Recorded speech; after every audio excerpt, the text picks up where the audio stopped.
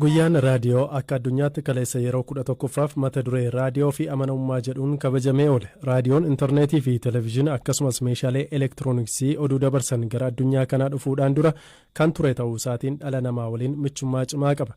Kana sababeeffachuun yeroo waggaa 30tti siquuf raadiyoo irratti hirmaachaa badhaasa hedduus kan qooddatan manguddoon magaala Calanqoo Alii Baayyaaqoob seenaa isaanii akkanaan waayilakoo Hamzaa Huseeniif qoodan.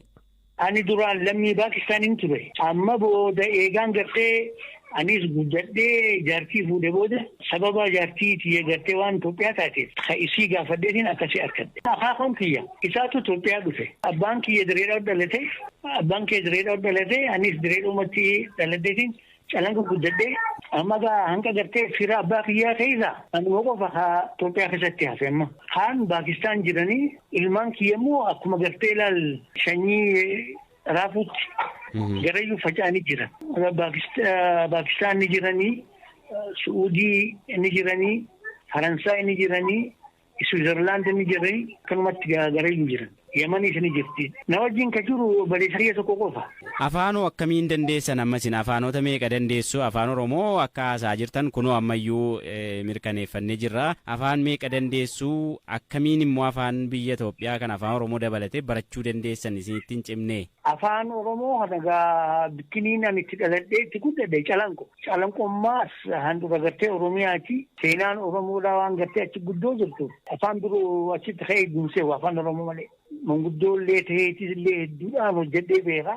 Kana jecha afaan Oromoo gaariitiin beeka. Itti aansee Ameerikaa ni jira. Ka Arabaan ni beeka, ka Hindiin ni beeka, ka Ingiliiziin ni beeka, afaan Harabiillee qishan ni beeka. Torbaa wallaalu afaan. Reediyoo caqasuusin akkamiin eegaltame? Reediyoo gaafa gartee ijoollummaa qabu. Kiflii sagaluguun baradhu. Achisaa dura asbatafarii ciroo gundaqu. Mana gartee dajjaalmaa jaamata liixasee baalabbaata dhiyeessanii ka turan. Firummaa gartee waan haadha fi abbaa kiyyaa hojii qabaniif jaartiin isaa achi abbaan kiyya nageesse. Achi gundaqu dajjaalmaachi afaan Oromoo kana malee afaan Amaaraa kana dubbachuu hin danda'anii raadiyoona har'agaa nugusni maalitti oole nugusni maalirra bulee biitii addunyaa maalirra oolte kana yoo achi jiraatte afaan Amaaraa yoo beekte raadiyoona irraa dhageessee himuu qabda. Ani immoo ijoollummaatti waan faxinummaa qabu. Kana akka gaariitiin dabree inumaatu hanqaan badhaafamu takka dajjaalmaatti na badhaasanii jechuudha. Dura santuu bu'uura naa ta'e afaan Oromootiin ni hirmaaddaa afaan Tigreetiin ni hirmaaddaa.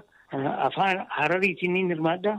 Kana cufa yoo bante raadiyoon keessaa waan dhuftu ammaas raadiyoon ilaa hanqa sadiin yeroo takka bana. Walcina korraayin tokko dabraa booda mallanniinis dhufeetiin televezyiinattuu bahe. Ama beekamtii fi badhaasa argattan qabduu mee sanarraa nu himaa. Yoo gartee hara badhaasaa deemte ani wannummaan hin badhaafamne hin jiru.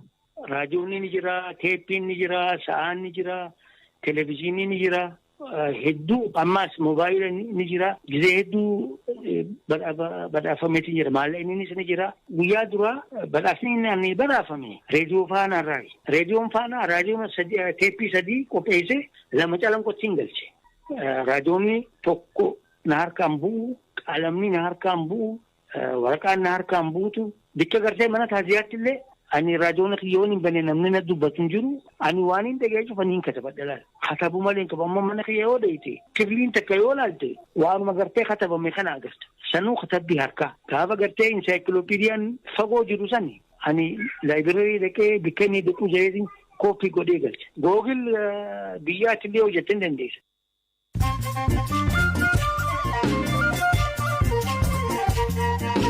Gidduutti oduuwwan gaggabaabseen isinitti hima. Fuula feesbuukii waaltaarra haleellaan saayibarii dhaqqabe gulaaltotaa fi namoota fuula san to'atan yookaan admin irraa ta'u ejensiin nageenya odeeffannoo biyyaalessaa beekse. Daarektarri olaanaa ejensicha Dr. Shumatee Gizaw akka jedhanitti fuula feesbuukichaa kan to'atan namoota 4 keessaa tokko Ameerikaa akka jiran himaniiru. Haleellaan saayibarii bara kana Itoophiyaa irratti yaalame isa yeroo kamiyyuu caalaa guddaa ta'uu himaniiru.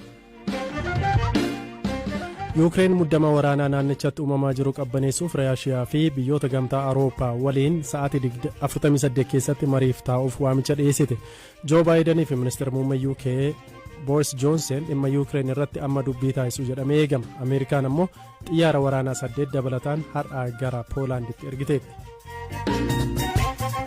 Gidduugalli Paakistaanitti namichi fuula qoraanaa keessaa gubuun himatame reebicha jumlaan ajjeefame. Kunis waan amantii arrabsu jedhamuun haleellaa dhiyoo dhaqqabe keessaa tokkodha. Ajjechaa kanaan wal qabatees namootni 80 caalan to'annoo jala oolaniiru. Namni siyaasaa fi miseensa mana maree mootummaa siivilii fi waraanaa duraanii Sudaan diigame tahan Mohaammed Alfaakii Suleemaan akka hidhaman ibsame. Dhaabbileen mirga namoomaa dhimma kaffaltii beenyaa miidhamtoota yaalii misaa'ilaa Faransaay 1960 keessa Aljeeriyaa keessatti taasifteen Faransaayiin mana murtii idila addunyaatti dhiyeessuuf.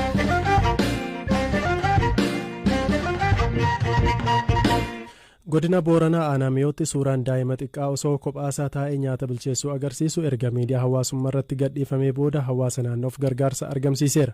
Gaazexeessaan Booruu Koonsoo miidhaa bonni ardaalee Booranaa keessatti geessisaa jiru gabaasuuf ji'a muddee keessa gara ganda baadiyaa Aanamiyootti yeroo bobba'e mucaa xiqqaa kan argee suuraa kaase. Suuraa inni akka tasaa kaase kun gargaarsa kanaaf sababa ta'uun isaa akka isa gammachiise BBC'tti himeera. Yeroo aduun dhiisee galuu jirutti naannoo sa'aatii 12 ol akka motoriin deemu jiru daa'ima wayii raasaa keessatti arge. Daa'imni kunin nyaata qopheeffachuu jira. Nyaata qopheessuuf dibobeessuu jira. Yoo laalu daa'imni xiqqaa tokko tumgoree seena ta'uu tarii danda'a. Suura faanallee fudhannee yeroo kan mucaa kana bakka warri buluu fulaan jalatti daa'effatanooma jiru diidu mukum jala. Daa'imni kun duuba ganni isaallee xiqqaa. Ganna kudhanillee daa'imni caaluun naan suura isaa kan fudhadhee galee fuul miidiyaa hawaasaa irra maxxanse. Ichi jala qabee suura sun nama hedduu walii qoodaa turani. Namni tokko suura kan argee naa bilbilee naan daa'imni sun qarqaaruu barbaadaa naan jedhee sabab suniin nam suniin bilbilaa wal qunnamsiisee dubartii Munaa Bahuree jedhan jiraattu magaala Yaaballooti. Isiin walii bilbilaa turree aga kan akkamiin gargaaruu danda'a waan jedha irratti eegi suni sanbata waliin biriyaanee deeggarsa midhaan nyaataa maatii isaanii qabatanii dhufanii. Sababum sun ta'ee akka tasaa waaqummaan sabab godhe isiin achi dhumnaan baay'ee rakkatoo ijoollee akkasii kan achitti arginaan onni kun akka malee itti dhaga'amnaaf fakkaata. Isaanillee deeggarsa midhaan nyaataa achumatti maatii isaaniitti taasisanii.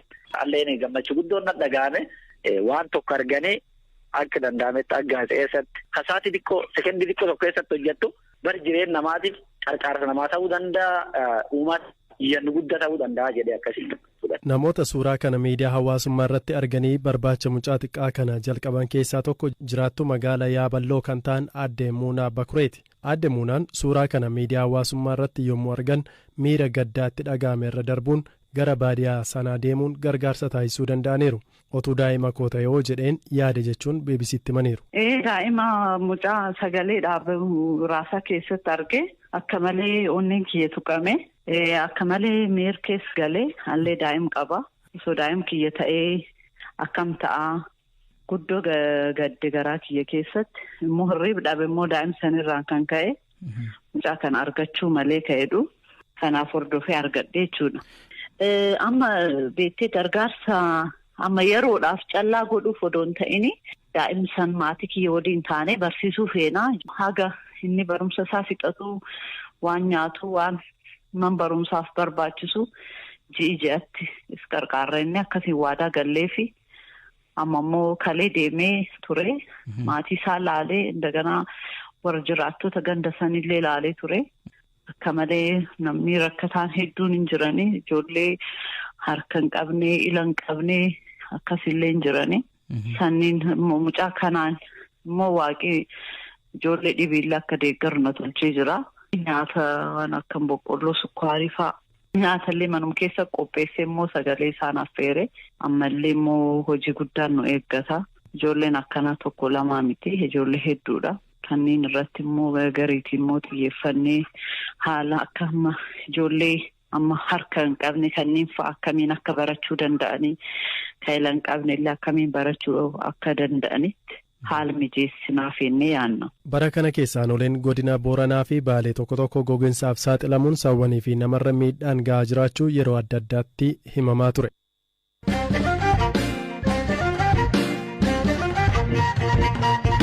Kan xumuraatiin hooggantootni olaanoon paartii adda bilisummaa Oromoo hidhaa jiran lagannaa nyaataarra jiraachuu qondaalli quunnamtii uummataa yeroo fi dhaabicha Lammii Gammachuu BBC'tti himan. Namoota lagannaa nyaatarra turan keessaa dubbii himaan ABO hidhaa jiru Battee Urgeessaa sababa lagannaa nyaataan miidhamuun yaalaaf hospitaala galuus dubbatu. Dhimma hidhaa isaanii fi lagannaa nyaataa irratti turtiin Lammii Gammachuu waliin taasise kunooti. Egaa qondaalonni dhaabaa kan adda bilisummaa Oromoo yeroo adda addaatti manni hidhaa bilisa baasee isinillee gabaasaadha turtan. Mana hidhaa keessatti qofatu hin taane ayyaduun adda bilisummaa Oromoos erga ji'oota 11ffaa keessa kan inni jiru erga manatti hidhamanii namni argaa hin jiru. Hoogganoonni adda bilisummaa Oromoo mana murtii adda addaatti bilisa jedhamanii manni murtii yakka shakkamaniif ragaan hin jiru jedhee garii isaanii immoo yakkicharraa bilisa jedhee kan gadhiisee jedhee bakka adda addaatti hidhanii hiraarsaadha kan jiranii.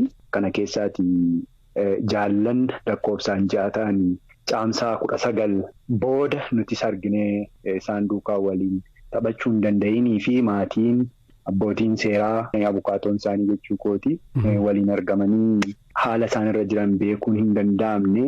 Eenyu fayyisaan? Isaan Jaal Mikaa'el Booran, Jaal Kennesaa Ayyaanaa, miseensa Gummii Sabaa, Jaal Battee Urgeessaa, Lammii Beenyaa, qondaala siyaasaa akka adda bilisummaa Oromoo, Jaal Daawit Abdataa, qondaala siyaasaa akkasumas Jaal Gadaa Gabbisaa. 6 kunniin namni isaan argee waliin dubbachuu, waliin mari'achuu yookaan immoo haala isaan irra jiran utuu hin beekamiin erga caamsaa 19 2021 jechuu kooti. Odeeffannoo kamiyyuu waan isaanitti jiran beekuu hin dandeenye.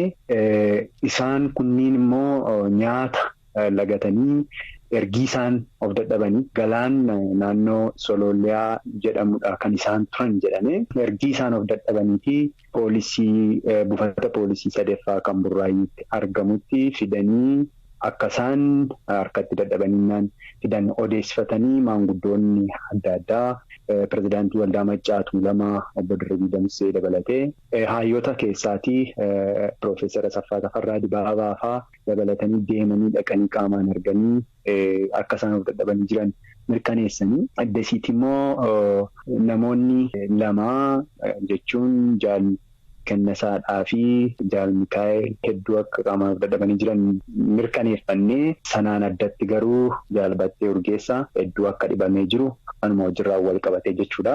Dhagaa kan odeessifannee jechuudha. Har'a immoo maatiin ilaaluu deemee Burraayyuu 3ffaa ilaaluu deemee baay'ee dhukkubeennaan akka hospitaala geessanii jiran mirkaneeffannee jechuudha. Guyyaa meeqaa fi laganna nyaata kanarra kan isaan turan hanga ammaatti? Gaadheen gaddaa abbootiin kunniin gaafa deemanii odeessaa guyyaa sana guyyaa 12ffaa keessa akka jiranidha. Kaleessaa har'a dabalatee har'a guyyaa 16ffaa akka ta'ettidha gaafan waliigala gaafa dhufu jechuudha. Mana murtiitti dhiyaataan turre qondaalonni kunneen? Mana murtiitti dhiyaatanii yeroo adda addaa manni murtii kan bilisa baasee fi himata tokkollee kan hin qabne. Kabajamtoota dhaggeeffattoota keenya sagantaa raadiyoo galgala kanaatiif isiniif qopheessine asumarratti xumurameeti kan jiru kan isiniif dhiyeesse Anzaalaa Taaddisaan ture. Firaafoolii dhugaasaa saganticha qopheessitee jirti. Boru sa'aatii wal fakkaataan hanga walitti deebinutti nagaan turaa isiniin jenna. Odeeffannoo dabalataa marsariitii BBC Afaan Oromoo irraa argachuu dandeessu. Turtii gaarii.